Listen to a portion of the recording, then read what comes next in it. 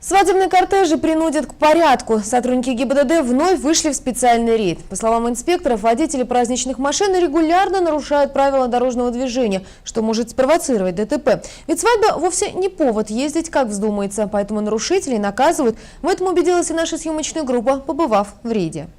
Свадьба – самый светлый праздник в жизни человека, но в лучах счастья и радости затмеваются важные правила поведения на дороге свадебных кортежей.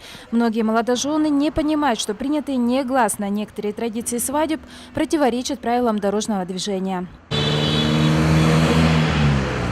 Вот так свадебные кортежи без угрызений совести пролетают по проезжей части. Превышение скорости, наклейки с надписями, звуковые сигналы и часто выпивший водитель приводит к серьезным последствиям. В сезон свадеб инспекторами ДПС выявляется множество нарушений правил дорожного движения водителями свадебных кортежей. Основными нарушениями является это подача звукового сигнала беспричинная, которая подается согласно правилам дорожного движения только в двух случаях: для предупреждения водителя о намерении совершить обгон в ненаселенных пунктах, либо же для предотвращения дорожно-транспортного происшествия. Также водители грубо нарушают такое правило, как проезд и запрещающий сигнал светофора, высовываются из окон автомобиля и ряд иных правонарушений, в частности, управление транспортным средством в состоянии алкогольного опьянения. Соответственно, данные нарушители привлекаются инспекторами к административной ответственности, несмотря на то, что у них столь светлый праздник. Водитель может пользоваться сигналом для предупреждения других водителей и намерения произвести обгон вне населенных пунктов, и чтобы предотвратить ДТП. Во всех остальных случаях беспорядочное гудение наказывается штрафом в 500 рублей.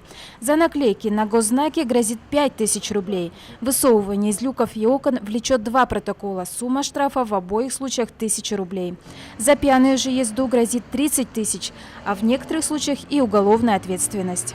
Вы в состав свадебного кортежа входите, поэтому прошу вас не нарушать правила дорожного движения, в городе не подавать звуковой сигнал, ну и, естественно, не нарушать остальные пункты правил.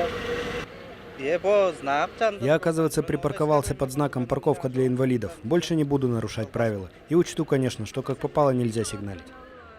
Госавтоинспекция Тувы предупреждает водителей не поддаваться уговорам свадебной делегации и не игнорировать правила дорожного движения. Ведь в лучшем случае вам грозит штраф, а в худшем – беда. Не стоит омрачать столь светлый праздник – создания семьи. Диана Баемгус, телекомпания «Новый век».